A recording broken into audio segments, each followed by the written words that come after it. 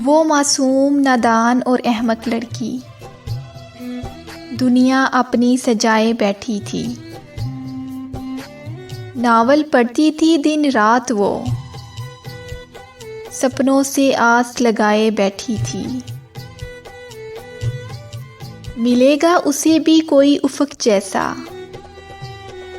किसी बात पर अगर वो रूठेगी तो बिन मतलब उम्र मनाएगा। या बरसों प्यार के दीप लिए कोई सालार उसे भी ढूंढेगा। वो भी अपनी चाहत से कोई वजदान पागल कर देगी, या टूट कर उसकी चाहत में कोई आलम उसको अपनाएगा। वो सरफिरी लड़की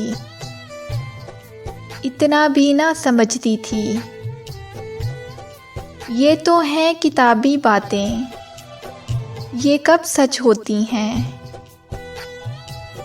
जहाँ पर नावल ख़त्म होते हैं वहाँ से हकीकत शुरू होती है।